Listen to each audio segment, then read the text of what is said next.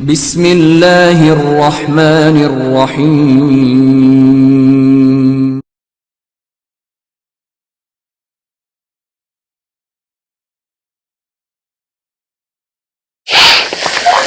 اچھا، ایک یہ اس زمن میں سوال بڑا اٹھایا جاتا ہے کہ جب حدیثوں میں آتا ہے کہ مولا علیہ السلام سیدہ سلام اللہ زہرا کے ساتھ ہی تھے جب انہوں نے میراث کا مطالبہ کیا تھا فدق کا، تو پھر یہ جو بھی ہوا وہ ساری ڈیٹیلز ہم جانے کی ضرورت ہے، لیکن اشکال یہ پیدا کیا جاتا ہے کہ مولا علیہ السلام نے پھر اپنے دور خلافت میں کیوں نہیں لے لیا اگر یہ ان کا حق تھا؟ جی انہوں نے اپنے دور خلافت میں وہ یہ لے سکتے تھے تو انہوں نے نہیں لیا. وہ اس سے پھر شاید یہ استدلال کرتے ہیں کہ وہ شاید انہوں نے رجوع کر لیا تھا، وہ مطلب ہے کہ ان کو لگا کہ یہ ہماری وراثت نہیں ہوتی ہے. یہ ایک بڑا سوال اٹھایا جاتا ہے اس کے بارے میں. جی دیکھیے عابد بھائی، ہم اگر اس کا تجزیہ و تحلیل کریں اس قضیے کا کہ دیکھیے جب علی علیہ السلام کی ظاہری حکومت آئی ہے اس زمانے میں کچھ لوگ وہ تھے، یعنی تین قسم کے گروہ تھے. کچھ لوگ وہ تھے جنہوں نے مولا علی علیہ السلام کی بیعت ہی نہیں کی، انکار کر دیا. کچھ لوگ وہ تھے جنہوں نے علی علیہ السلام کی بیعت کی اور بیعت کو توڑ بھی دیا. اور کچھ لوگ وہ تھے جنہوں نے علی علیہ السلام کے سامنے یعنی بالمقابل ان کی حکومت کو قبول کرنے کی بجائے اپنی حکومت کو نافذ رکھا اور بلکہ مولا علی علیہ السلام کے خلاف قتال کیا. علی علیہ السلام نے جو بندے بھیجے تھے نا اپنے گورنر، ان پہ زد و کوب کیا اور ان کو واپس بھیج دیا کہ ہم آپ کی حکومت کو تسلیم نہیں کرتے ہیں. اب ایک گروہ وہ ہے جو علی علیہ السلام کو مان رہا ہے، ان کی بیعت اس نے کی ہوئی ہے. مدینہ منورہ میں واقعہ کیا ہوا ہے کہ حضرت عثمان کے گھر کے سامنے لوگوں نے ہجوم کیا اور جو بھی وہ قضیہ ہے وہ آپ کو معلوم ہے، حتیٰ کہ وہ اس دنیا سے رخصت ہو گئے. اب ان حالات میں مولا علی علیہ السلام اگر جب وہ یعنی فدق کا معاملہ حل کرتے ہیں کہ فدق کو واپس لیتے ہیں، تو پہلی چیز یہ ہے کہ یا تو وہ جو سامنے لوگ کھڑے ہیں جو مولا علیہ السلام کو اس وقت بیعت کر کے ان کو خلیفہ مان چکے ہیں، یا تو وہ یہ سمجھتے ہیں، وہ مانتے ہوں گے کہ ہاں علی علیہ السلام کا ہی فدق حق ہے، فدق انہی کا حق ہے، اور یہ اگر واپس لے رہے ہیں تو یہ کوئی غلط کام نہیں کر رہے ہیں، ٹھیک کر رہے ہیں. یا تو وہ یہ نظریہ رکھیں گے، یا وہ یہ کہتے ہوں گے کہ نہیں یہ مولا علیہ السلام کا حق نہیں ہے. اگر وہ سارے اہل سنت سے ہم پوچھتے ہیں کہ کیا وہ سارے یہ مانتے تھے کہ یہ مولا علی علیہ السلام کا حق ہے فدق اور انہیں واپس لے لینا چاہیے؟ اگر آپ کہتے ہیں کہ ہاں وہ سب یہی سمجھتے تھے تو ہم پھر اہل سنت سے پوچھتے ہیں پھر آپ کیوں نہیں مانتے کہ یہ مولا علی کا حق ہے؟ جب وہ مانتے تھے تو آپ کیوں نہیں مانتے؟ اور اگر آپ کہیں کہ نہیں وہ سارے تو نہیں مانتے تھے مولا علی علیہ السلام کا حق ہے، تو اب کیا ہوگا؟ اب جب علی علیہ السلام فدق کو واپس لیں گے، بے شک ان کا حق ہی ہے، وہ جب لے رہے ہیں تو صحیح کام کر رہے ہیں، لیکن لوگ تو نہیں مان رہے کہ ان کا حق ہے. تو لوگ کیا کریں گے؟ منتشر ہو جائیں گے، مختلف الخیال ہو جائیں گے، مولا علی علیہ السلام کے خلاف شورش برپا کر دیں گے، فتنہ ہو جائے گا، فساد ہو جائے گا. ان کے دلوں میں علی علیہ السلام کے خلاف یعنی یہ اشکال آ جائے گا کہ علی علیہ السلام نے خیانت کی ہے، کیونکہ وہ نہیں سمجھ رہے نا کہ یہ ان کا حق ہے. اب آپ تعجب کرے ایک بندہ وہ کہے کہ علی علیہ السلام کو کیوں کہیں گے خیانت؟ وہ علی علیہ السلام کو کیا، وہ نبی خاتم صلی اللہ علیہ وسلم کو لوگوں نے کہا تھا کہ انہوں نے بھی خیانت کی ہے. وہ قرآن نے پھر جا کر صفائی دی، قرآن نے کہا کہ میرا نبی جو ہے وہ خائن نہیں ہے، یہ خیانت نہیں کرتے ہیں میرے نبی.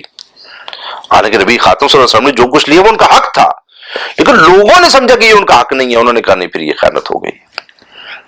تو علی علیہ السلام اگر لیں گے اور لوگ نہیں سمجھ رہے ہیں کہ یہ علی علیہ السلام کا حق ہے، تو ظاہر لوگوں ان کے خلاف کیا ہوگا؟ وہاں فتنہ فساد ہو جائے گا، شورش برپا ہو جائے گی، لوگ آپس میں گفتگو کریں گے کہ چائے مگوئیاں شروع ہو جائیں گی. دوسری بات یہ ہے کہ دیکھیں اہل سنت میں ان کے محدثین نے، شارحین نے یہ بات لکھی ہے کہ یہ جو فدق ہے حضرت عثمان نے مروان کے حوالے کر دیا تھا. اب جب اگر مروان کے پاس فدق آپ مانیں تو جب علی علیہ السلام کی حکومت ابھی اسٹیبلش ہوئی ہی نہیں ہے اور بنی امیہ جو ہیں ابھی مولا علی علیہ السلام کی بیعت میں آ ہی نہیں رہے ہیں، مروان مولا علی علیہ السلام کے خلاف ابھی کھڑا ہے، تو مولا علیہ السلام جب فدق واپس لیں گے تو مروان کیا کرے گا؟ رزسٹ کرے گا، مزاحمت کرے گا نا. تو مروان جب مزاحمت کرے گا تو جو مولا علیہ السلام کے ساتھ لوگ ہوں گے وہ پہلی بات یہی کریں گے نا کہ جب علی علیہ السلام کی حکومت ابھی اسٹیبلش ہوئی ہی نہیں ہے، سب نے مولا علیہ السلام کو حاکم مانا ہی نہیں ہے، ابھی لوگ مولا علیہ السلام کے خلاف تلوار لے کر کھڑے ہیں، وہ مولا علیہ السلام جس کو اپنا نمائندہ بنا کر بھیجتے ہیں اس کو قبول ہی نہیں کر رہے ہیں، تو وہ کہیں مولا علیہ السلام نے یہ نئی جنگ کیوں چھیڑ دی بنی امیہ کے ساتھ، مروان کے ساتھ؟ تو یہ اس وقت سیاسی حالات آپ دیکھیں کہ اس وقت حالات ہیں کیا، تب آپ کہیں کہ ہاں بھائی یہ کام کر لینا چاہیے تھا۔ ایک اور بات آپ میں کرتا ہوں کہ دیکھیں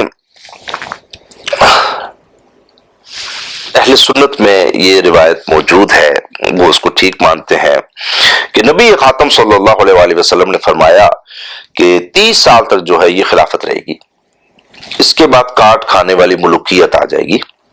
جی تو ظاہر ہے وہ اہل سنت کہتے ہیں کہ یہ حدیث صحیح ہے، تو ظاہر ہے پھر مولا علی علیہ السلام کو بھی یہ حدیث پتہ ہوگی نا۔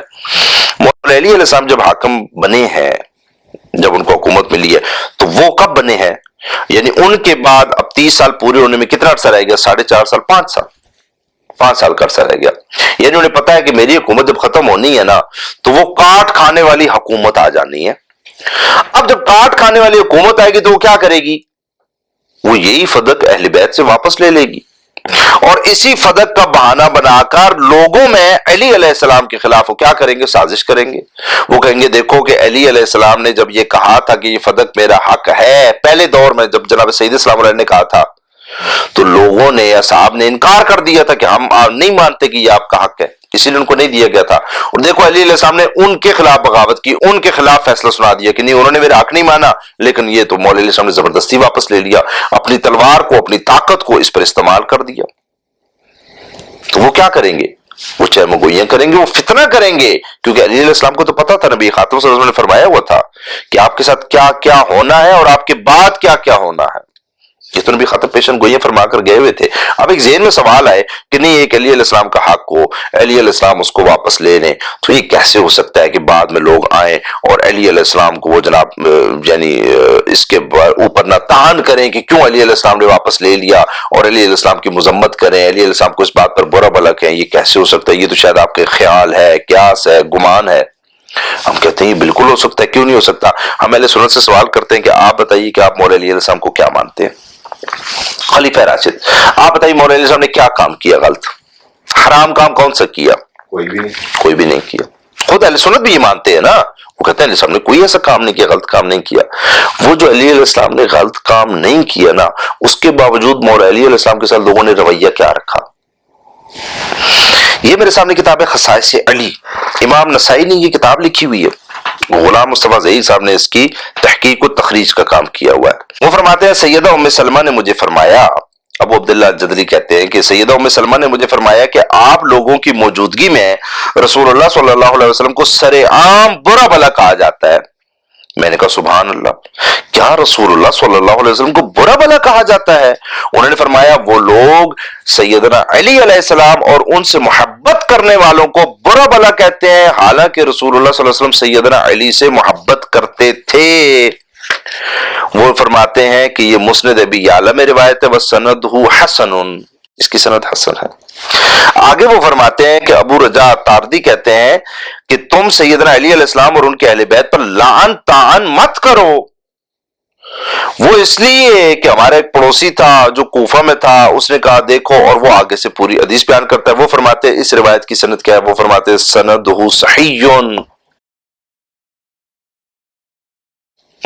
آگے روایت لکھتے ہیں کہ ابو بکر ابن خالد کہتے ہیں کہ میں نے مدینہ منورہ میں سیدنا سعد ابن مالک کی زیارت کی، انہوں نے کہا مجھے یہ بتایا گیا کہ تم لوگ سیدنا علی کو برا بھلا کہتے ہو۔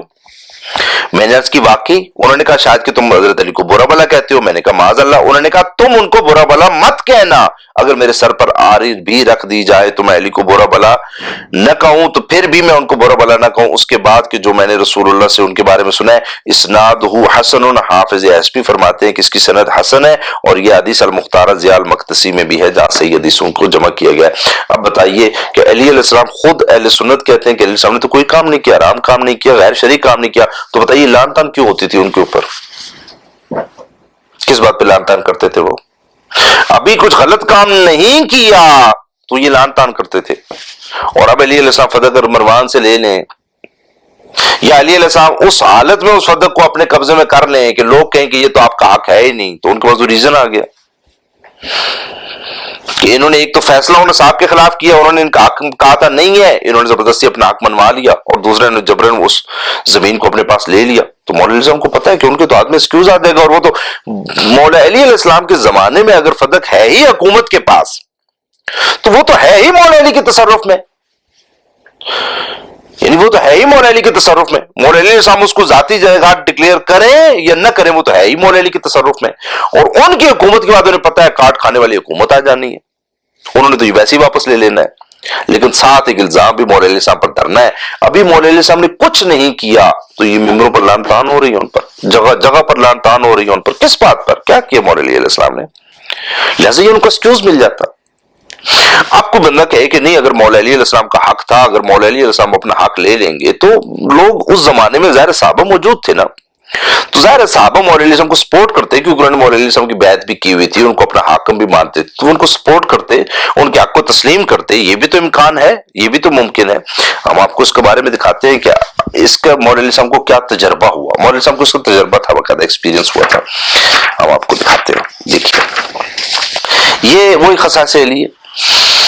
صفحہ نمبر اس کا ہے 164. صفحہ نمبر 152 سے ایک روایت پیش کرتا ہوں. صفحہ نمبر 152 پر حدیث نمبر اس کا 89. وہ کہتے ہیں کہ حضرت عمران سے روایت ہے کہ رسول اللہ صلی اللہ علیہ وسلم نے ایک لشکر بھیجا اور سیدنا علی علیہ السلام کو ان کا امیر بنایا. جنگ کے اختتام پر ایک لونڈی سیدنا علی علیہ السلام کے حصے میں آ گئی، اس وجہ سے لوگوں نے ان کی مخالفت کی. رسول اللہ صلی اللہ علیہ وسلم کے اصحاب میں سے 4 نے آپس میں یہ عہد کیا کہ جب ہم رسول اللہ صلی اللہ علیہ وسلم سے ملیں گے تو اس واقعے کو ضرور آپ کو خبر دیں گے.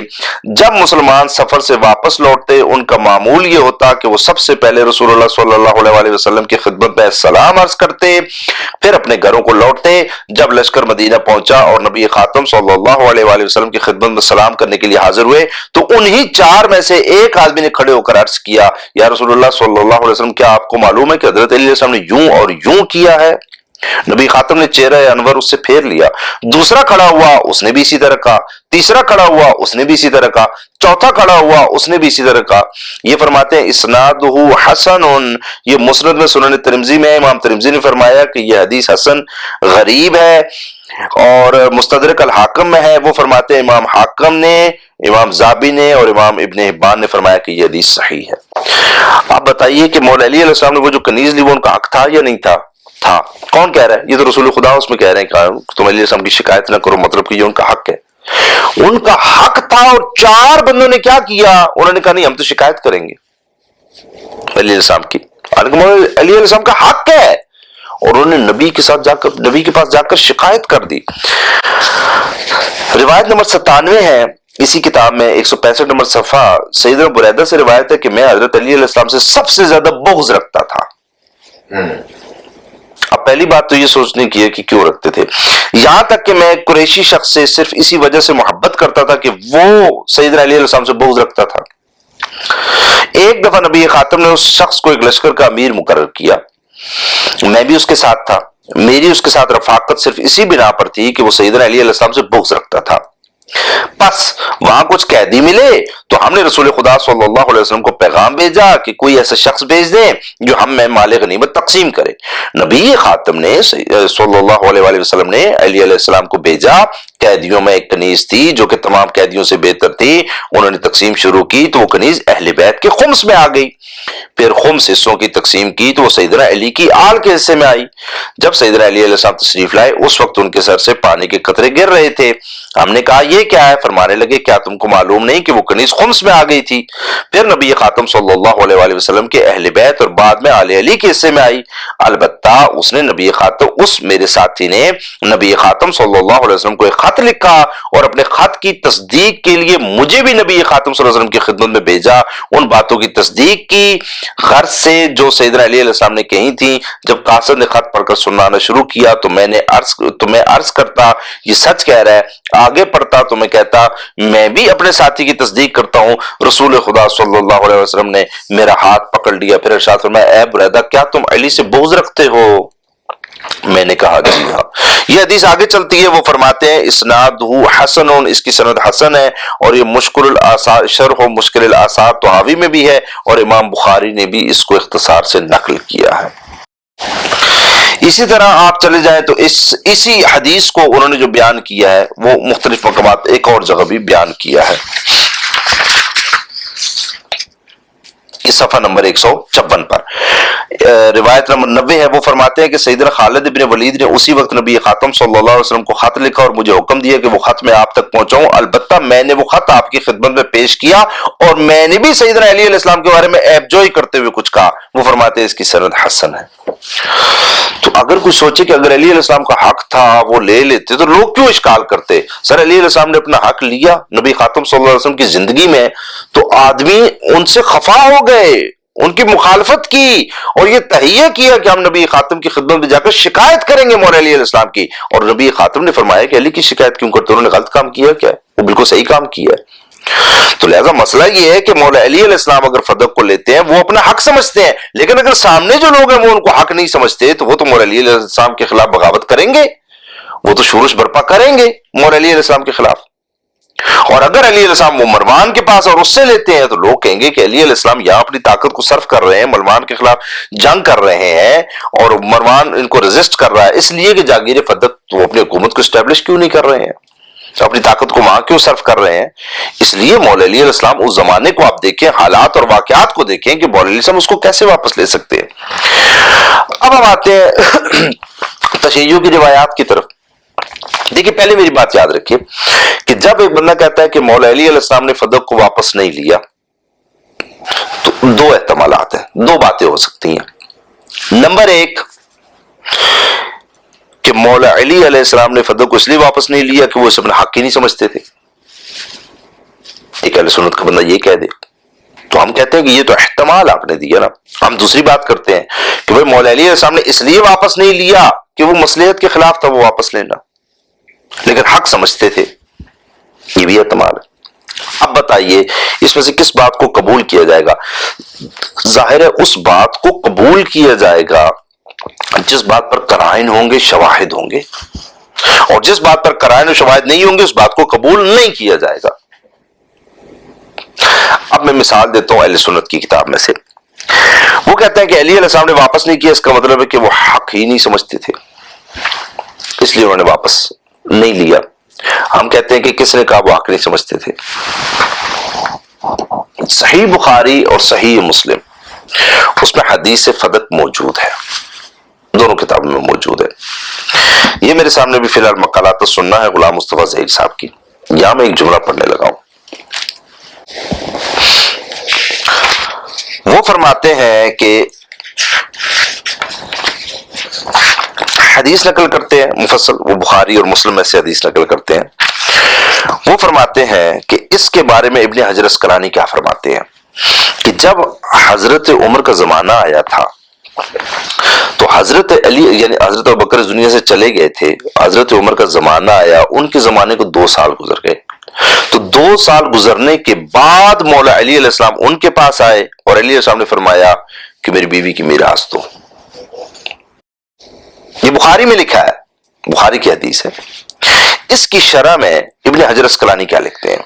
ابن حجر اسقلانی فرماتے ہیں، وہ لکھتے ہیں کہ میری سمجھ میں جو بات آتی ہے وہ یہ ہے کہ جو حدیث سے قبل جناب سیدہ سلام اللہ علیہ کے بارے میں گزری ہے اسی پر اسے محمول کیا جائے گا. یعنی سیدنا علی، سیدہ فاطمہ سلام اللہ علیہ اور حضرت عباس تینوں یہ نظریہ رکھتے تھے کہ لا نورس والی حدیث سے نبی خاتم صلی اللہ علیہ وآلہ وسلم کے بعض ورثاء کو استثناء حاصل ہے اور بعض کو نہیں. اس لیے حضرت عمر نے سیدنا علی علیہ السلام اور حضرت عباس دونوں کی طرف منسوب کیا تھا کہ وہ اپنے سے اختلاف کرنے والے کو ظالم خیال کرتے تھے. یعنی حضرت علی علیہ السلام حضرت عمر کے خلافت کے 2 سال گزرنے کے بعد جا کر میراث طلب کرتے ہیں. ابن حجر فرماتے ہیں اس لیے کہ وہ سمجھتے تھے کہ یہ میری میراث ہے. وہ کہتے تھے وہ لا نورس کی وجہ سے یہ نہیں سمجھتے تھے کہ یہ میری میراث نہیں ہے. وہ کہتے تھے لا نورس حدیث بھی ٹھیک ہے، اس کا ایک مطلب ہے، لیکن میری میراث پھر بھی بنتی ہے. اور علی یہ سمجھتے تھے. سر تو اب مولا علی علیہ السلام کے پاس جب ان کی حکومت آئی ہے کون سی شرعی دلیل آ گئی تھی کہ وہ سمجھتے تھے کہ یہ میری میراث نہیں ہے؟ وہ جس حدیث سے آپ استدلال کر رہے ہیں کہ یہ حدیث ہے کہ اس پر میراث نہیں ہے، وہ حدیث حضرت ابوبکر نے پیش کر دی نا مولا علی کے سامنے. حضرت ابوبکر کی حکومت ختم ہو گئی نا، حضرت عمر کی حکومت ہے، پھر دوبارہ مولا علی صاحب نے میراث طلب کی. ابن حجر کہتے ہیں وہ تو کہتے تھے مولا علی صاحب کے یہ بنتی میری میراث ہے، جناب سیدہ کی میراث بنتی ہے اس مال میں سے. تو اس کے بعد اب کون سی نئی نس آ گئی کہ مولا علی صاحب نے اس کام سے رجوع کر لیا؟ وہ تو اپنا حق سمجھتے تھے. تشیع کی آپ بات کریں سر، تو تشیع میں تو مولا علی علیہ السلام اس کو ہبہ سمجھتے ہیں نا. وہ تو کہتے ہیں یہ ہے ہی ہبہ. مولا علی صاحب تو خود گواہ تھے اس چیز کے، وہ تو فرماتے ہیں یہ ہے ہی ہبہ. میراث کی بات تو بات کی ہے، اور بات ہے یہ ہبہ ہے.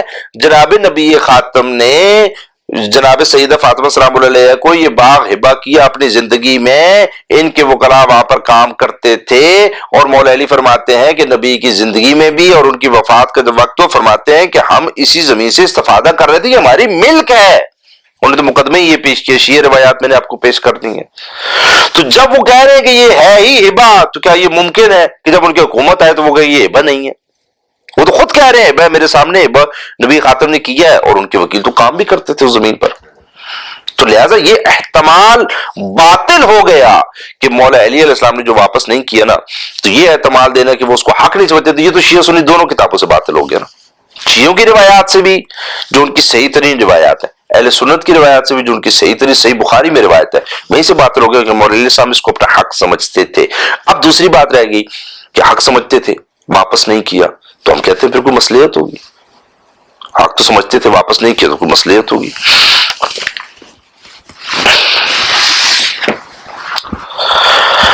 یہ میرے سامنے کتاب ہے مسائل الشریعہ ترجمہ مسائل الشیعہ جلد نمبر 5 ہے، کتاب الصلاۃ، صفحہ 163 ہے. حدیث نقل کرتے ہیں، تہذیب الاحکام میں شیخ طوسی علیہ الرحمہ نے یہ حدیث نقل کی ہے کہ امام صادق علیہ السلام سے ماہ رمضان کے نوافل کے بارے میں سوال کیا گیا کہ آئے وہ مساجد میں پڑھے جا سکتے ہیں، یعنی نماز تراویح جسے ہم کہتے ہیں. فرمایا جب حضرت امیر علیہ السلام کوفہ میں تشریف لائے تو امام حسن علیہ السلام کو حکم دیا کہ وہ لوگوں میں اعلان کرائیں کہ ماہ رمضان مسجدوں میں جماعت نہیں ہوگی. چنانچہ امام حسن علیہ السلام نے جناب امیر المومنین علیہ السلام کے حکم کے مطابق منادی کرا دی. جب لوگوں نے امام حسن علیہ السلام کا یہ اعلان سنا تو چلا چلا کر کہنا شروع کیا واہ عمرہ واہ عمرہ. جب امام حسن علیہ السلام واپس آئے تو جناب امیر علیہ السلام نے پوچھا یہ آوازیں کیسی ہیں؟ عرض کیا کہ لوگ چیخ چیخ کر کہہ رہے ہیں واہ عمرہ واہ عمرہ. تو علی علیہ السلام نے فرمایا ان سے کہو کہ جو چاہتے ہو جس طریقے سے چاہتے ہو پڑھو. یہ معتبر روایت ہے، یعنی علی علیہ السلام فرماتے ہیں کہ یہ کام مت کرو. لوگ کہتے ہیں یہ تو حضرت عمر نے جاری کروایا، ہم اس کو کیوں ترک کر دیں؟ تو وہ اتنا بار مولا علی علیہ السلام کے خلاف اس طرح کر کے وہ نعرے بازی وہاں کرتے ہیں کہ مولا علیہ السلام فرماتے ہیں کہ ٹھیک پھر مرضی ہے تمہاری، تم جانو تمہارا خدا جانے، میرا کام تو بتانا میں نے بتا دیا. اسی باب میں یہ روایت نقل کرتے ہیں. اگلی حدیث نمبر 4 ہے اس باب کی. یہ روایت روضہ کافی میں ہے، سلیم بن قیس الہلالی سے روایت ہے کہ علی علیہ السلام نے خطبہ دیا. طویل خطبہ ہے، اس کا اختصار ہے، میں وہ پڑھ رہا ہوں یہاں سے. آپ علیہ السلام نے خطبہ دیا اور خدا کی حمد و ثنا اور نبی خاتم صلی اللہ علیہ وسلم پر درود بھیجنے کے بعد فرمایا کہ تمہارے بارے میں مجھے سب سے زیادہ 2 چیزوں کے متعلق خوف ہے، ایک خواہش نفس کی پیروی، دوسری لمبی امیدیں. اور پھر فرمایا کہ مجھ سے پہلے کچھ حکام نے کچھ کام کیے ہیں جن میں انہوں نے جان بوجھ کر سنت رسول صلی اللہ علیہ وآلہ وسلم کی مخالفت کی ہے اور ان سے کیے ہوئے عہد و پیمان کی خلاف ورزی کی اور آپ کی سنت کو تبدیل کیا. اب اگر میں لوگوں کو اس غلط طریقے کو ترک کرنے پر آمادہ کروں تو میرا لشکر بھی مجھ سے علیحدہ ہو جائے گا اور میں یکا اور تنہا رہ جاؤں گا، یا میرے چند مخلص شیعہ ہیں جو باقی رہ جائیں گے. اور میں یہ کام کرنا چاہتا ہوں، میں چاہتا ہوں کہ فدق جو ہے وہ جناب سید صلی اللہ علیہ کے ورثاء کو لوٹا دوں. بخدا میں نے تو لوگوں کو حکم دیا کہ وہ ماہ رمضان میں سوائے نماز فریضہ کے اور کسی جماعت کے لیے جمع نہ ہو، اور میں نے ان کو بتایا کہ نوافل میں جماعت بدعت ہے تو میرے بعض لشکریوں نے جو میرے ہمراہ ہو کر دشمن سے جنگ کر رہے تھے اعلان کرایا کہ اے اہل اسلام، حضرت عمر کی سنت کو تبدیل کیا جا رہا ہے، یہ ہمیں ماہ رمضان میں نماز نافلہ پڑھنے سے منع کرتے ہیں۔ یہ کیفیت دیکھ کر مجھے اندیشہ ہوا کہ میرے لشکر کے اندر ایک طرف فتنہ برپا نہ ہو جائے۔ یہ جو روایت ہے الکافی میں عابد بھائی، اس کو شیخ یوسف بحرینی نے کہا کہ یہ روایت معتبر ہے، اس کو احمد نراقی نے فرمایا کہ یہ روایت معتبر ہے، اس کو آیت اللہ العظمی سید ابو القاسم الخوئی نے فرمایا کہ یہ روایت اس کی سند حسن ہے، شیخ ہادی نجفی فرماتے ہیں کہ اس کی سند صحیح ہے، اور علامہ باقر مجلسی فرماتے ہیں کہ یہ روایت معتبر ہے، یعنی اس کی سند میں کوئی اشکال نہیں ہے۔ تو عابد بھائی مولا علی علیہ السلام اس میں فرما رہے ہیں کہ میں تو یہ چاہتا ہوں کہ فدق واپس کر دوں، لہذا اب یہ اعتماد دینا اور شیعوں سے یہ پوچھنا کہ بتائیے پھر مولا علی نے واپس کیوں نہیں کیا، وہ تو مولا علی صاحب نے خود بتا دیا۔ اور آپ کا یہ کہنا کہ مولا علی صاحب اس کو اپنا حق نہیں سمجھتے تھے، مولا علی تو فرما رہے ہیں میں تو یہ چاہتا ہوں کہ فدق واپس کروں، میں تو کرنا چاہتا ہوں، اور میں اور بھی کئی کام ہے جو کرنا چاہتا ہوں لیکن نہیں کر سکتا، لوگ بغاوت کر دیتے ہیں، اور پھر وہ بطور مثال پیش کرتے ہیں، وہ جو پہلے میں نے تہذیب سے بھی روایت پڑھی تھی کہ دیکھو میں نے ابھی صرف اتنا ہی کہا نماز نافلہ نہ پڑھو، دیکھو لوگوں نے کیا کر دیا، میرے خلاف ہو گئے، شورش برپا کر رہے ہیں، مجھے چھوڑ کے چلے جائیں گے۔ اب آپ یہاں یہ سوال پیدا ہوتا ہے کہ کیا یہ کہ حضرت علی علیہ السلام ہے ایک ڈیسیجن لیتے ہیں، چلو وہ شیخین کے ڈیسیجن کے خلاف ہو جاتا ہے، تو کہ لوگ اس طرح علی علیہ السلام کو چھوڑ کے چلے جائیں گے؟ یہ تو شیعہ روایت ہے، یہ کیسے ہو سکتا ہے کہ علی علیہ السلام فرما رہے ہیں کہ نہیں پھر میں نے ڈیسیجن لیا تو چونکہ میرے سے جو سابقہ حکمران گزرے ہیں ان کے خلاف ہوگا تو یہ ہے کہ لوگ میرے خلاف بغاوت کر دیں گے، مجھے چھوڑ دیں گے۔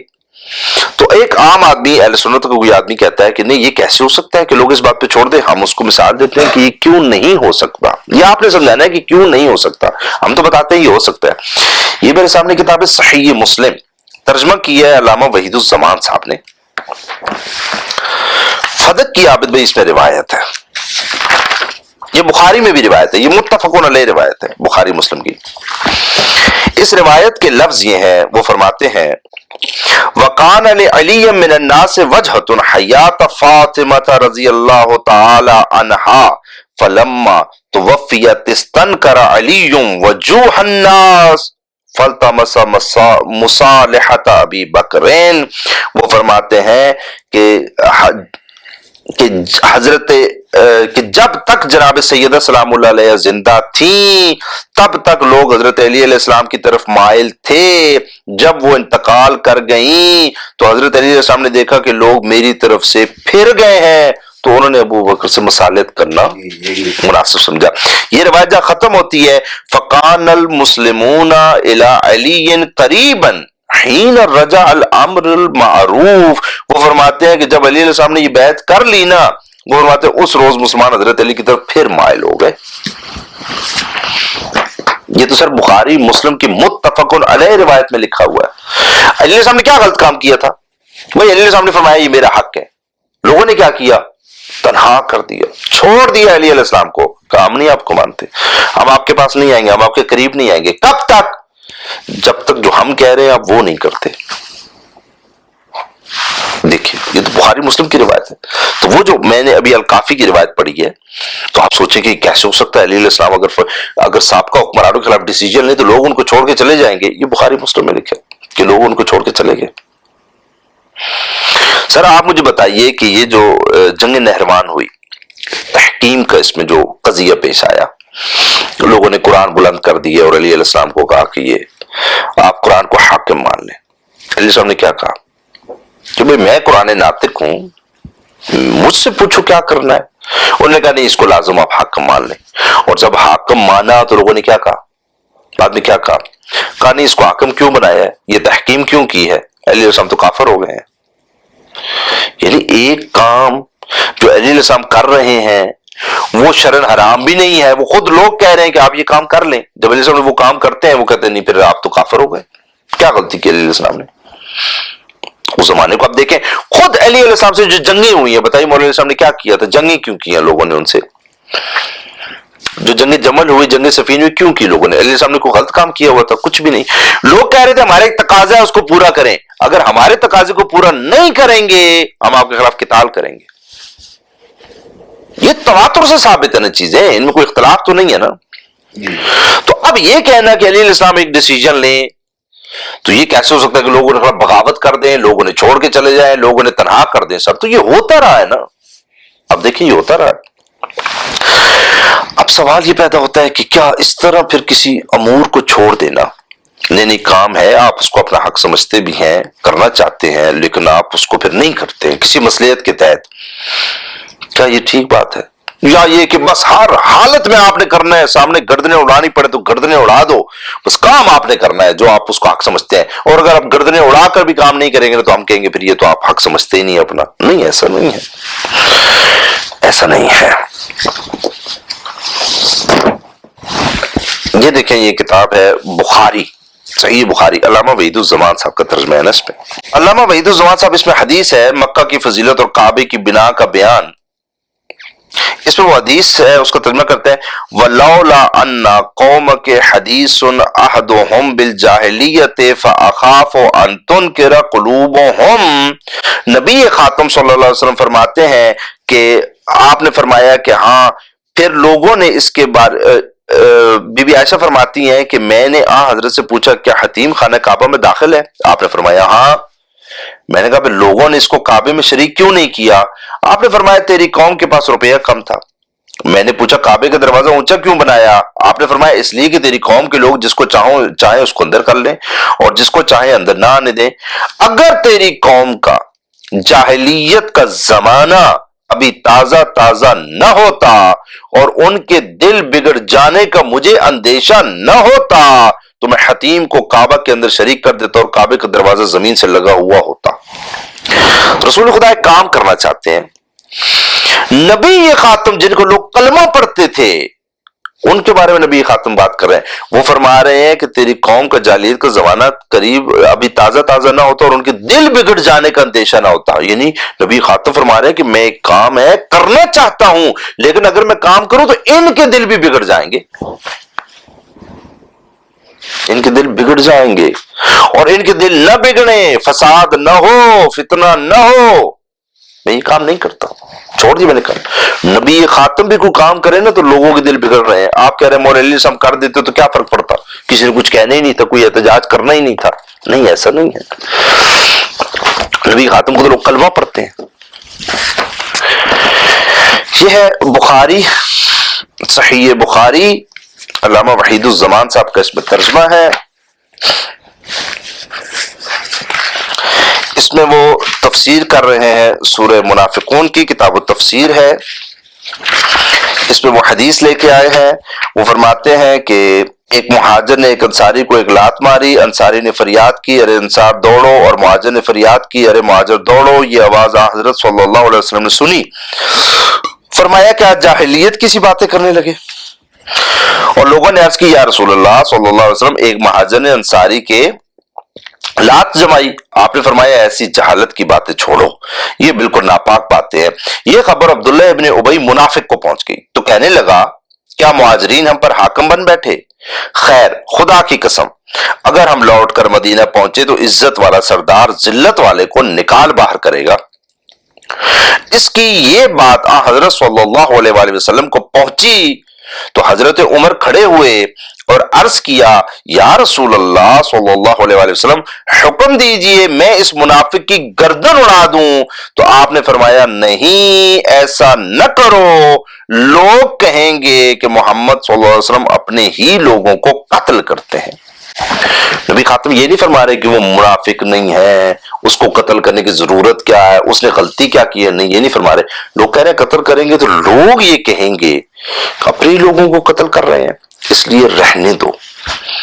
تو نبی خاتم صلی اللہ علیہ وسلم نے بھی حکمت کے تحت، مصلحت کے تحت کاموں کو ترک کیا، اس لیے کہ لوگوں کے دل منکر ہو جائیں گے، اس لیے کہ لوگ فساد کا شکار ہو جائیں گے، فتنے کا شکار ہو جائیں گے. دیکھیے قرآن مجید صلاح الدین یوسف صاحب نے اس کا ترجمہ کیا ہے. سورہ نور کی تفسیر میں وہ لکھتے ہیں آیت نمبر 16 کے تحت میں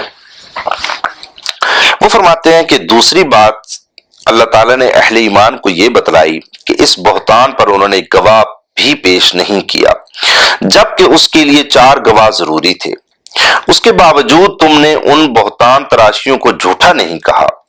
یہی وجہ ہے کہ ان آیات کے نزول کے بعد حضرت حسان، مصطح اور حمنہ کو حد قذف لگائی گئی۔ یہ فرماتے ہیں مسند احمد، ترمذی، ابو داؤد اور ابن ماجہ میں ہے۔ عبداللہ ابن ابی کو سزا اس لیے نہیں دی گئی کہ اس کے لیے آخرت کے عذاب عظیم کو ہی کافی سمجھ لیا گیا اور مومنوں کو سزا دے کر دنیا میں ہی پاک کر دیا گیا۔ دوسرے اس کے پیچھے ایک پورا جتھا تھا، اس کو سزا دینے کی صورت میں کچھ ایسے خطرات تھے جن سے نمٹنا اس وقت مسلمانوں کے لیے مشکل تھا، اس لیے مصلحتاً اسے سزا دینے سے گریز کیا گیا۔ یہ لکھتے ہیں کہ یہ فتح القدیر کی عبارت ہے، امام شوکانی نے اپنی تفسیر میں یہ لکھا ہے، جس کو صلاح الدین یوسف نقل کر رہے ہیں، یہ امام شوکانی نے لکھا۔ اس کے بارے میں میں آپ کو مزید اس کے بارے میں گزارش کرتا ہوں۔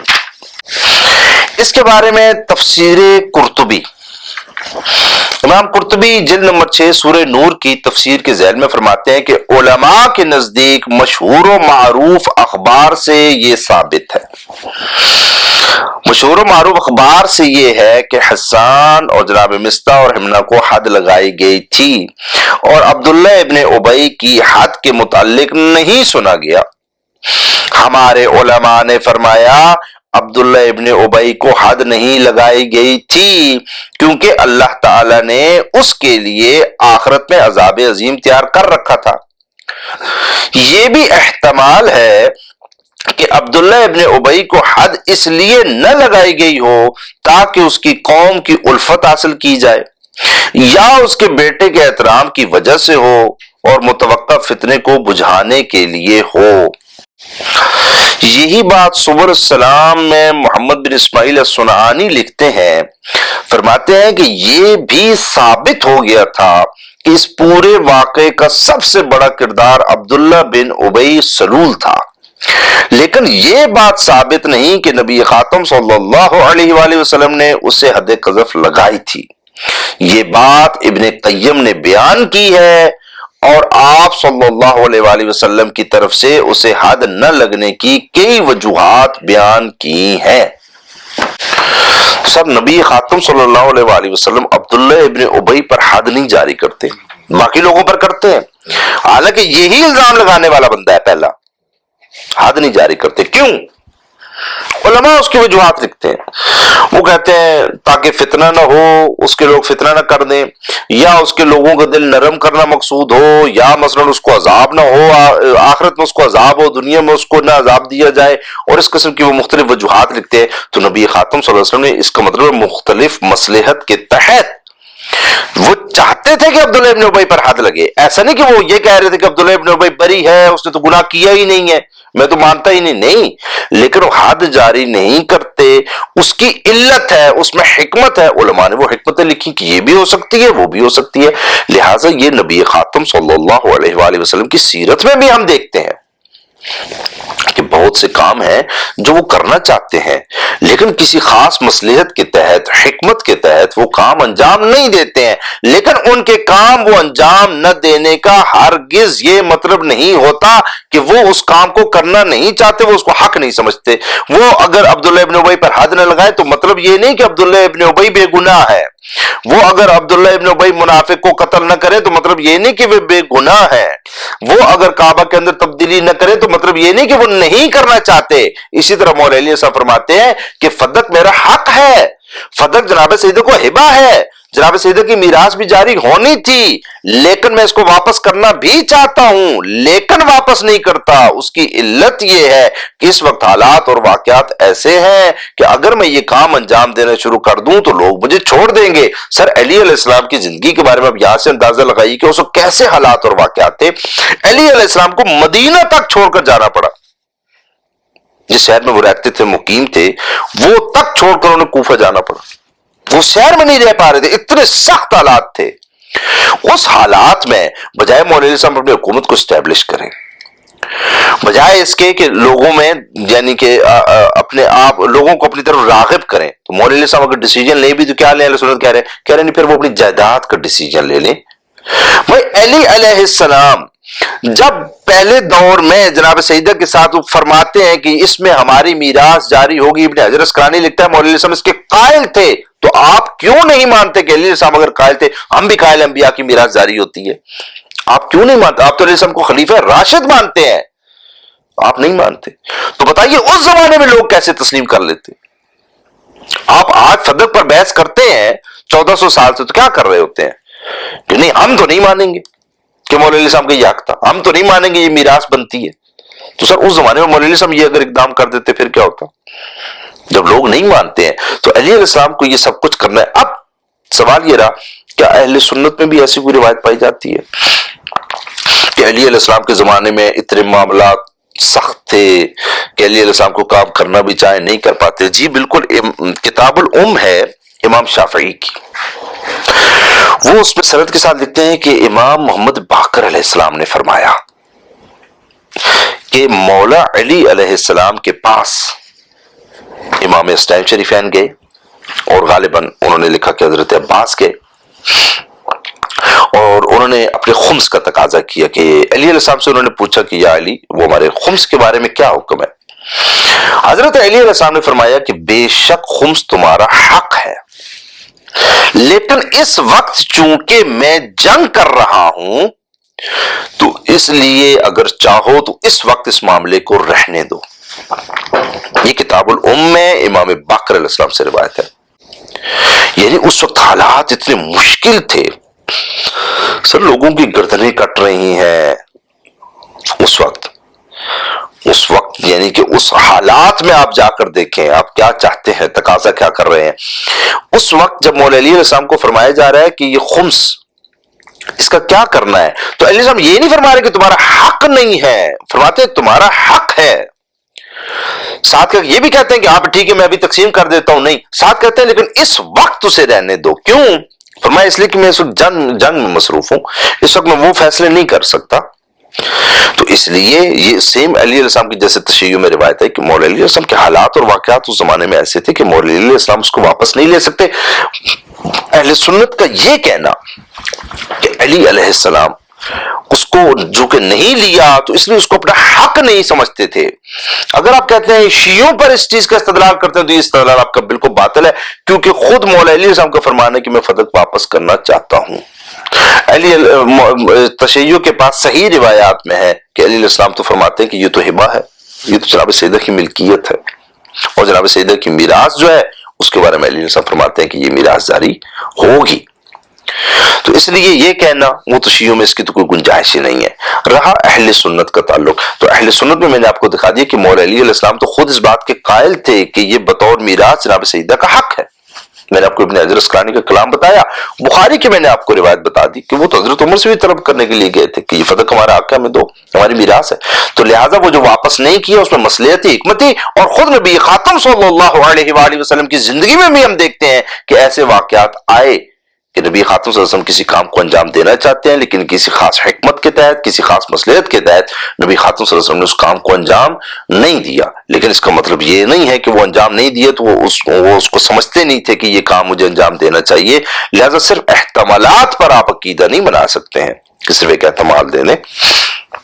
جزاک اللہ. شکریہ. اچھا اس میں ہمارے سوشل میڈیا پہ ایک صاحب ہیں، وہ نام نہیں لینا چاہیے ان کا، تو وہ یہ فرماتے ہیں کہ یہ جو قضیہ فدق کا جو پیش آیا، جیسے کہ صحیح بخاری میں حدیث آتی ہے، تو وہ تو پھر مولا علیہ السلام نے بعد میں مقصد یہ ہے کہ وہ بیعت کر لی، تو وہ تو سارا معاملہ انہوں نے خود ہی ختم کر دیا. تو پھر آپ یہ شیعہ جو ہے وہ پھر کیوں شور مچاتے ہیں جب مولا علیہ السلام نے خود ہی مطلب سارے مسئلے کو ختم کر دیا؟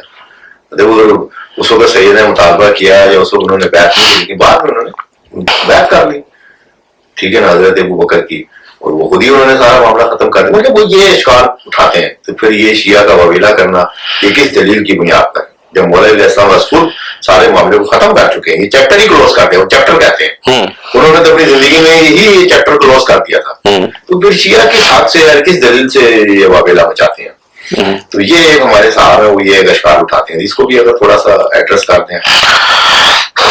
دیکھیے مسئلہ یہ ہے کہ وہ اپنے قیاسات، اپنے خیالات کو وہ تشیع پر مسلط کرنا چاہتے ہیں۔ اچھا ان کو میں الزامی جواب تو صرف اتنا ہی دے دوں کہ جو حضرت ابن عمر نے جو یزید کی بیعت کی تھی، تو یہ وہ جو بیعت کی طرف رغبت دے رہے تھے نا لوگوں کو، یہ امام حسین صاحب کی شہادت کے بعد کا واقعہ ہے۔ تو اس کا مطلب کلین چٹ دے دی تھی انہوں نے کہ امام حسین صاحب کی جو شہادت ہے وہ صحیح ہو گئی ہے، شہادت یزید نے اچھا کام کر دیا ہے، یہ چیپٹر کلوز ہو گیا، وہ چیپٹر پہ کلوز ہو گیا، اب اس کو فکر ہی مت کرو اس چیز کی، کیا فکر کرنی، کوئی بات نہیں، امام حسین شہید ہو گئے تو کوئی بات نہیں۔ کیا اس لیے انہوں نے بیعت کی، یہ کہہ رہے تھے لوگوں کو مت توڑو بیعت، وہاں بیعت سے کوئی مسئلہ شسلہ آپ نے وہ نکالا، یہ صرف مولا علی علیہ السلام کے لیے آپ نے رکھا ہوا ہے قضیہ۔ تشیع میں یہ ثابت ہی کہاں ہے کہ مولا علی علیہ السلام نے برزا اور رغبت بیعت کی تھی، جو آپ سوال شیعوں سے کریں یہ ثابت کہاں ہے؟ اچھا یہ جو بھائی ہیں نا جن کا آپ نے ذکر کیا ہے، ان کو وہ جو ٹوٹل انحصار رہتا ہے نا وہ نہج البلاغہ پہ ہی رہتا ہے، تشیع کے بارے میں نا وہ نہیں کہ ان کے اتنے ہی ہیں ٹوٹل۔ وہ جیسے ایک تھے نا مولوی صاحب، ان کا مجموع البیان پہ تھا، تفسیر مجموع البیان پہ، وہ سنی بھی روایت ہو تو اس کو شیعہ روایت کہہ کے اس کو ڈیل کرتے تھے، اس میں لکھی ہوئی ہو تو۔ اور یہ بھائی جو یہ نہج البلاغہ پہ، دیکھیں میرے ہاتھ میں نہج البلاغہ ترجمہ اور حواشی علامہ مفتی جعفر حسین صاحب، میں نہج البلاغہ سے اس لیے پیش کر رہا ہوں کہ ان کا انحصار چونکہ نہج البلاغہ پہ ہے نا، تو میں کہہ رہا ہوں چلو آپ یہ پڑھ لیں کم سے کم، اب ان کو میں وہ باقی جو بحثیں کروں گا وہ پھر ان کو کہاں اتنا مطالعہ انہوں نے کرنا ہے۔ خطبہ نمبر 200 ہے عابد بھائی، اس میں خطبہ نمبر 200 جناب سیدہ سلام اللہ علیہ کو جب دفن کیا ہے نا تو مولا علیہ السلام نے کچھ کلمات ارشاد فرمائے ہیں، اس میں فرماتے ہیں کہ وہ وقت آ گیا کہ آپ صلی اللہ علیہ وآلہ وسلم کی بیٹی آپ کو بتائیں کہ کس طرح آپ صلی اللہ علیہ وسلم کی امت نے ان پر ظلم ڈھانے کے لیے ایکا کر لیا۔ یہ مولا علیہ السلام فرما رہے ہیں۔ یہ مختلف کتابوں میں الکافی وغیرہ میں یہ روایت آئی ہے۔ یہ میرے سامنے کتاب ہے سیرت معصومین علیہ السلام احسن المقال جلد اول ہے، شیخ عباس قمی صاحب کی ہے، صفدر حسین نشوی صاحب کا ترجمہ ہے، صفحہ نمبر 171 پر وہ اسی روایت کو شروع میں لکھتے ہیں کہ شیخ طوسی اور کلینی نے معتبر اسناد کے ساتھ یہ مولا علیہ السلام کی روایت نقل کی ہے، معتبر اسناد کے ساتھ نقل کی، اور وہ طویل روایت لکھتے ہیں، اس کے آخری جملے یہ ہیں کہ یہ ساری روایت ہے جو دفن کے وقت مولا علیہ السلام نے فرمائی کہ بس خدا دیکھ رہا ہے اور جانتا ہے کہ میں آپ کی بیٹی کو اس کے دشمنوں کے خوف سے کہ جنہوں نے اس کا حق قہر و غلبے سے غصب کیا ان سے چھپا کر دفن کر رہا ہوں، اعلانیہ ان کی میراث کو روک لیا، حالانکہ آپ کے زمانے کو زیادہ وقت نہیں گزرا، آپ کا نام پرانا نہیں ہوا، بس اے خدا کے رسول آپ سے میں شکایت کر رہا ہوں۔ تو علیہ السلام فرما رہے ہیں ان کو جب دفن کر رہے تھے تو فرما رہے ہیں کہ ان کی جو میراث ہے نا یہ ان کا حق بنتا تھا، اس کو چھین لیا گیا ہے۔ تو مولا علیہ السلام چیپٹر کلوز کہاں کر رہے ہیں؟ وہ کب کہہ رہے ہیں کہ یہ جو چھینا ہے صحیح کام کیا ہے، یہ جو میراث ہے یہ ان کا حق نہیں بنتی ہے؟ اچھا وہ سوچیں گے، وہ کہیں گے نہیں پھر یہ تو جناب سیدہ کی تدفین میں کہا، تو بعد میں پھر وہ بیعت کا معاملہ آ گیا، تو اب تو چونکہ بیعت ہو گئی تو ہم اس کی بات کر رہے ہیں۔ میں انہیں دوسرا حوالہ دیتا ہوں،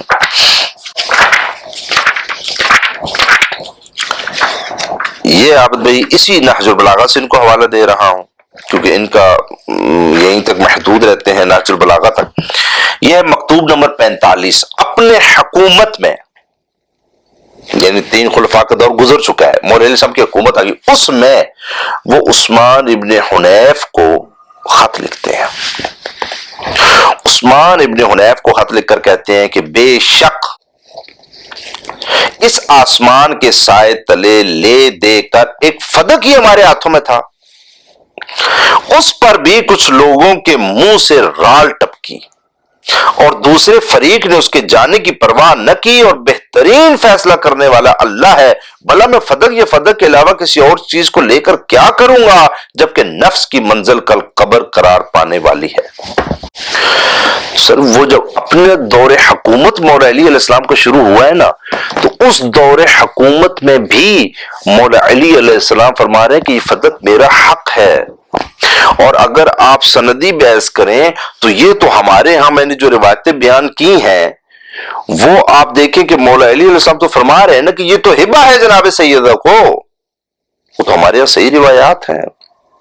جو میں نے بیان کیے خود مولا علی علیہ السلام سے روایات ہیں. اور پھر مولا علی السلام اپنے حکومت میں فرما رہے ہیں کہ میں تو فدق واپس کرنا چاہتا ہوں. وہ تو ایک حکمت، ایک مصلحت ہے، میں نہیں واپس کر رہا، میں تو واپس کرنا چاہتا ہوں فدق. تو مولا علی صاحب نے کب کہا کہ فدق کا مسئلہ بالکل سارٹ آؤٹ ہو گیا، اب کوئی اس میں بحث نہیں کرے گا اور یہ بالکل صحیح کام ہو گیا؟ وہ تو ہمیشہ یہ شکوہ کر رہے ہیں کہ یہ ہمارا حق ہے، چھینا گیا، میں تو واپس کرنا چاہتا ہوں. اب مولا علی صاحب نے اس میں فرمایا کہ دیکھیں وہ ابھی جو میں نے مکتوب پڑھا تو نہج البلاغہ میں تو مولا علی صاحب فرماتے ہیں کہ اب یہ جو فدق انہوں نے ہم سے لے لیا تو فیصلہ تو پھر خدا ہی اب کرے گا. انہوں نے خدا کے سپرد کر دیا یہ فیصلہ. یہ دیکھیے یہ ہے میرے سامنے صحیح مسلم علامہ وحید الزمان صاحب، یہ جو انہوں نے فرمایا کہ پھر خدا ہی اس کا فیصلہ کرے گا، یہ کیا ماجرا ہے؟ بھائی جو لوگ کہیں گے کہ بھائی آپ کا کسی نے مال غصب کیا ہے نا، آپ اس کی گردن اڑا دیں. اچھا یہ سوچے بغیر کہ کیا اگر آپ کا مال کوئی غصب کرتا ہے تو کیا شریعت میں اس کی گردن اڑانا جائز ہوتی ہے؟ بھائی آپ کم سے کم پہلے شرعی مسئلہ تو بتائیں نا کہ مولا علی صاحب سے آپ جو تقاضا کر رہے ہیں وہ عین شریعت کے مطابق بھی کر رہے ہیں کہ شریعت کے خلاف ایک چیز کا تقاضا کر رہے ہیں. آج کے دور میں ایک بندہ کسی سے زمین چھین لیتا ہے تو کیا میں آپ سے پوچھتا ہوں، آپ فتویٰ دیں نا کہ اگر ایک بندہ مجھ سے زمین چھین لیتا ہے زبردستی تو کیا اس کی میں گردن مارنا میرے لیے جائز ہے کہ میں اس کی گردن اڑا دوں، قتل کر دوں؟ جائز ہے؟ پھر کہتے ہو مولا علی صاحب نے تلوار نکال لیتے. وہ کس مسئلے میں نکالتا ہے؟ اب یہ تو بتاؤ، پہلے شرعی قاعدے تو بتاؤ، فقہ کا حکم ہے کیا، کرنا کیا ہے آپ نے؟ مولا صاحب فرماتے ہیں کہ پھر اللہ ہی ہے اس کا فیصلہ کرے گا. یہ جو مولا علی صاحب نے فرمایا کہ اللہ ہی ہے اس کا فیصلہ کرے گا، تو یہ لوگ سوچتے ہیں کہ نہیں وہ تو گردن اڑا دینی چاہیے جی، اللہ کے ہاتھ سپرد کیوں کر رہے ہیں آپ مسئلہ؟ اب دیکھیے میں صحیح مسلم سے پڑھ رہا ہوں سر، ظاہر ہے کم سے کم صحیح مسلم سے زیادہ وہ اتھینٹک کتاب تو میں نہیں لا سکتا ان کے لیے. وہ فرماتے ہیں کہ حضرت عبداللہ سے روایت ہے کہ رسول خدا صلی اللہ امارت کے بیان میں کتاب الامارہ میں روایت ہے کہ رسول خدا صلی اللہ علیہ وآلہ وسلم نے فرمایا کہ میرے بعد حق تلفی ہوگی اور ایسی باتیں ہوں گی جن کو تم برا جانو گے. صحابہ نے عرض کیا یا رسول اللہ صلی اللہ علیہ وآلہ وسلم پھر ایسے وقت میں جو رہے اس کو آپ کیا حکم کرتے ہیں؟ آپ نے فرمایا ادا کرو اس حق کو جو تم پر ہے، یعنی اطاعت اور فرما برداری، اور جو تمہارا حق ہے اسے پروردگار سے طلب کرو. صحیح مسلم کی حدیث. آگے باب باندھتے ہیں امراء کی اطاعت کرنے کا حکم اگرچہ وہ حق تلفی ہی کریں. یہ امام نووی نے باب باندھا ہے. اس حدیث میں یہ ہے کہ علقمہ سے روایت ہے کہ انہوں نے سنا کہ اپنے والد سے کہ سلمہ بن یزید جوفی نے رسول اللہ صلی اللہ علیہ وآلہ وسلم سے پوچھا یا نبی اللہ اگر ہمارے امیر ایسے مقرر ہوں جو اپنا حق ہم سے طلب کریں اور ہمارا حق نہ دیں تو آپ صلی اللہ علیہ وآلہ وسلم کیا فرماتے ہیں؟ آپ نے جواب نہ دیا، پھر پوچھا جواب نہ دیا، پھر پوچھا تو اشعث ابن قیس نے سلمہ کو گھسیٹا اور کہا سنو اور اطاعت کرو ان پر ان کے عملوں کا بوجھ اور تم پر تمہارے اعمال کا. اس میں یہ ہے کہ رسول اللہ صلی اللہ علیہ وآلہ وسلم نے فرمایا سنو اور اطاعت کرو، ان کے عمل ان کے ساتھ ہیں اور تمہارے عمل تمہارے ساتھ ہیں.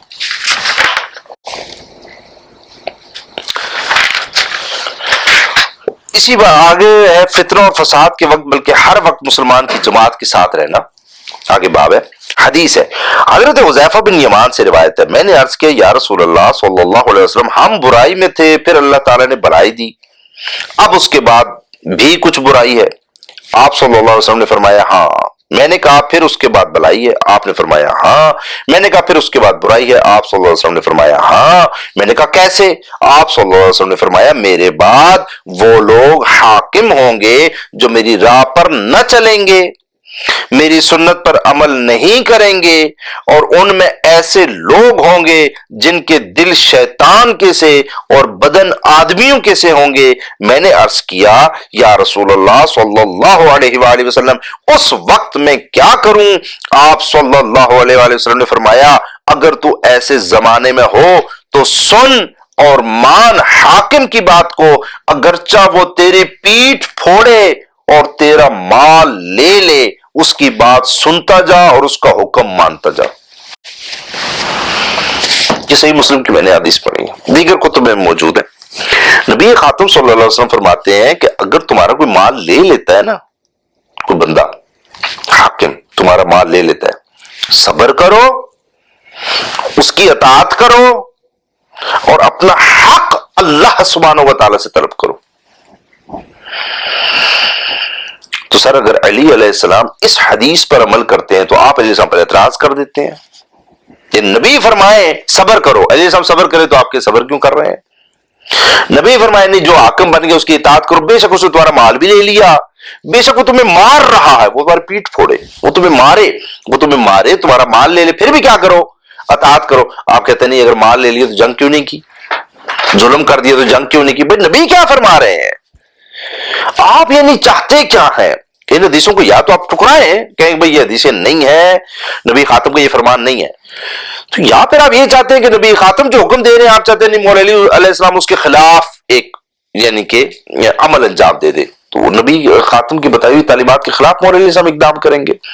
تو وہ جو روایت میں لکھا ہوا تھا نا کہ ہم نے اپنا فیصلہ اللہ کے اوپر چھوڑ دیا ہے، تو یہ نبی خاتم نے فرمایا کہ تمہارا اگر کوئی حق ادا نہیں کرتا تو ٹھیک ہے پھر اپنا فیصلہ اللہ کے ہاتھ چھوڑ دو، اور کیا کر سکتے ہیں سر؟ اس دنیا میں آج بھی آپ دیکھ لیں لوگوں کے اوپر ظلم ہوتے ہیں تو وہ جب ظالم سے کوئی انتقام نہیں لے پاتے ہیں، وہ کچھ نہیں کر پاتے ہیں، وہ اپنی یعنی کہ ان کے پاس وہ طاقت نہیں ہوتی ہے کسی مصلحت کی وجہ سے، حکمت کی وجہ سے، طاقت نہ ہونے کی وجہ سے وہ اگر اپنا حق واپس نہیں لے پاتے تو وہ خاموش ہو جاتے ہیں، تو آپ بندہ کہے کہ چونکہ اب یہ خاموش ہو گئے تو وہ کوئی چیز اس کا حق بنتی ہی نہیں ہے، ورنہ تو لازم ہے یہ قتل و قتال کر دیتا، یہ تو ایسے بالکل جنگی ماحول بنا دیتا، تو ایسا نہیں ہوتا۔ المختصر یہ ہے عابد بھائی، علی علیہ السلام فدق کو ہمیشہ اپنا حق سمجھتے تھے، خود اس کے گواہ تھے کہ یہ ہبہ ہے، اس کو نبی خاتم صلی اللہ علیہ وسلم کی میراث کو وہ یہ فرماتے تھے کہ یہ جناب سید سلام اللہ علیہ کا حق ہے، اور وہ یہ چاہتے تھے کہ میں اس فدق کو واپس کر دوں، لیکن وہ واپس اس لیے نہیں کر سکتے تھے، اس وقت جنگی حالات تھے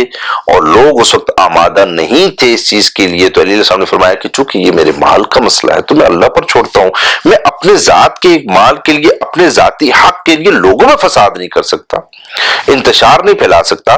وہ تو پہلے ہی جنگی ماحول ایک دوسرے کو قتل کر رہے ہیں، وہ تو پہلے مولا علی علیہ السلام کی دشمنی میں لوگ جا رہے ہیں، حکومت کے خلاف بغاوت کر رہے ہیں، تو علیہ السلام نہیں چاہتے کہ اس میں نیا ایکسکیوز لوگوں کو دے دیا جائے، اور وہ بھی اس لیے کہ صرف میرا حق ہے، اور وہ بھی مولا علیہ السلام کو پتا ہے کہ جو اگر اہل سنت کی روایات جن کو وہ معتبر مانتے ہیں کہ یہ حق کیا ہے کہ ابھی میری جب حکومت ختم ہونی ہے، ظالم کاٹ کھانے والی بادشاہت آ جائے گی، نبی خاتم صلی اللہ علیہ وسلم نے مصلحت کے تحت بہت سے کاموں کو چھوڑا ہے، مولا علیہ السلام نے فرمایا کہ میں بھی مصلحت کے تحت اس کام کو چھوڑ دیتا ہوں، اس پہ شریعت میں کوئی قباحت نہیں ہے، لیکن یہ کہنا کہ مولا علیہ السلام اس کو اپنا حق نہیں سمجھتے تھے، اس کے لیے کوئی بھی دلیل موجود نہیں ہے۔ علی علیہ السلام نے اس چیپٹر کو کلوز کیا، اس کے لیے کوئی بھی دلیل موجود نہیں ہے۔ اور جہاں تک بیعت کا تعلق رہا تو سر علی علیہ السلام نے جب بیعت کی تھی نا اور فدق لینے کے لیے گئے تھے حضرت عمر کے پاس، اس وقت انہوں نے فرمایا تھا کہ آپ مجھے اور فلاں کو فلاں فلاں فلاں فلاں سمجھتے ہیں، اس وقت حضرت عمر نے، تو حضرت مولا علیہ السلام نے جواباً یہ نہیں کہا تھا کہ ہم نے تو آپ کی بیعت کی ہوئی ہے تو ہم نے یہ سب کچھ کیوں سمجھنا ہے، اور نہ ہی حضرت عمر نے یہ فرمایا کہ چونکہ آپ نے ہماری بیعت کی ہوئی ہے تو آپ تو ہمیں یہ سمجھ ہی نہیں سکتے۔